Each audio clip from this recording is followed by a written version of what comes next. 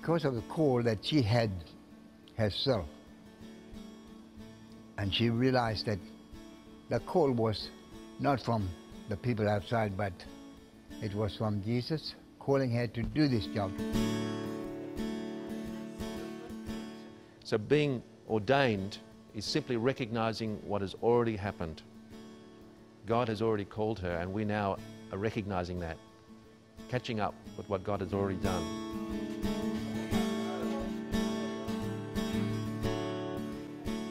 I didn't choose myself. God had chosen me. God had chosen me.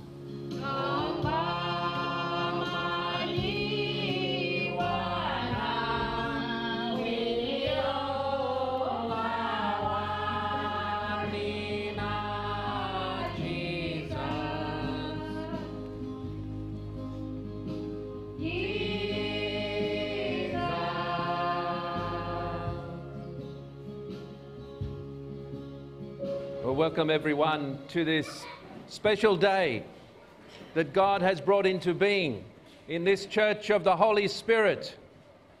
The Holy Spirit has been blowing and working in people's hearts and lives in this community. And today we gather because of the Holy Spirit working in Yulki's life. She has been made a deacon, and today she will be made a priest. I was really happy to be ordained as a priest for my people. I will by God's grace. It's a new thing. We never been having deacon lady and a priest lady, because they didn't want any woman to be made deacon or priest. They want all the men. But now, year 2009, they've seen what had happened, this ceremony. Yulki has been studying in theology for nearly 30 years. It's only in the last 10 years that women have been able to step forward and be ordained here in this community. Yulki's role in fostering church maturity, church growth is really very significant. She has a remarkable mind, and one of the reasons she was happy to be ordained in Creole instead of Wuboy, which is mainly spoken by older people, is that she wanted the younger people to understand the significance of what was happening. What were those promises she was making? And that was more likely to happen in Creole.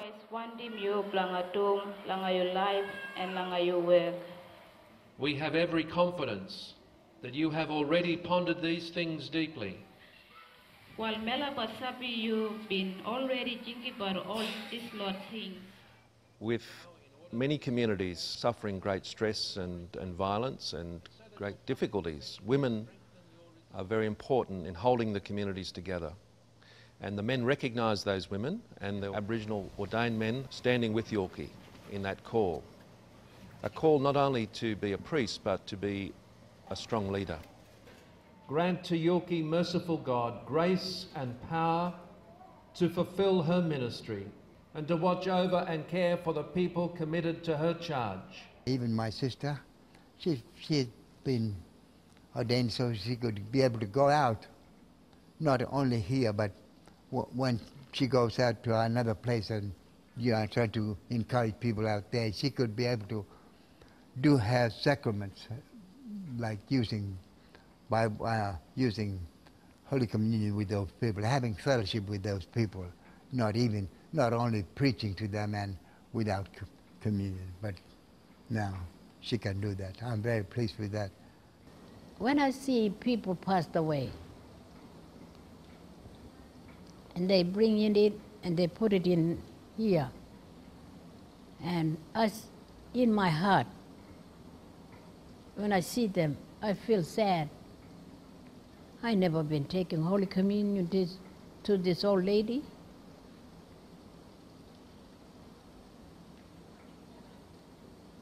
I say to myself inside me, I'm a priest now. I can go and take Holy Communion to the old people. she sees herself as taking the gospel to other places and stirring up both people, churches that might be struggling, and reaching out to new people. And this is the reason that she's been ordained as a priest evangelist, because her ministry is one that involves a lot of going to other places. So she's got a very big ministry ahead of her for someone her age. I'd been doing that work before, long time ago, like evangelist, going out to other places, to some of the places and to outstation. I've been doing that work before, long time ago. I told her not to go. Stay with us. We'll go. If you want to go and preach somewhere else, we go together. But she said, no, I'm going to do it myself. I go and preach to encourage other people. So it was good to have this ordination for her to be able to do, to carry on what her plan was. So I'm very pleased with that. So she could, go out, and I'll be able to look after the church by myself with the other Christians behind me.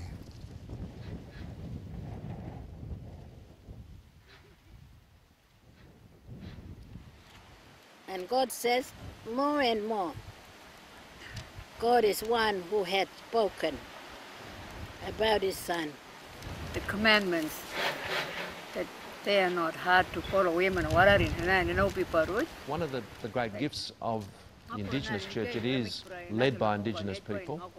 There are no white fellas telling Aboriginal church leaders here in this community what to do, and they are showing what it means to be strong people in a place of great challenge.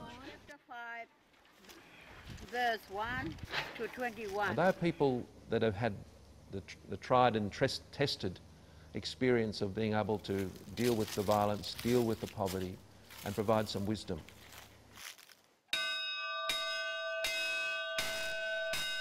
It has been given to us that we can be able to work with our own people, our ways, with a little bit of knowledge that we have, what we learned from the missionaries themselves and the priests themselves. So we're trying to carry on what we learned and to share with our people now. But it is very hard for us Aboriginal people to stand up and to take that opportunity to work as a leader, Christian leader, for their own people here at this place. I'm not here for myself. I'm here for you. I've been made a priest to serve you as a servant for God. Aboriginal people, they just watch. They watch and see every step that you're trying to take or move. They watch. It's really hard. Jesus got all these disciples, first people. He got all these followers. He was going around, teaching, doing healing. I'm going to follow Jesus' footsteps, like a journey. If I can follow Jesus' footsteps, he's going to lead me to that place, to that country.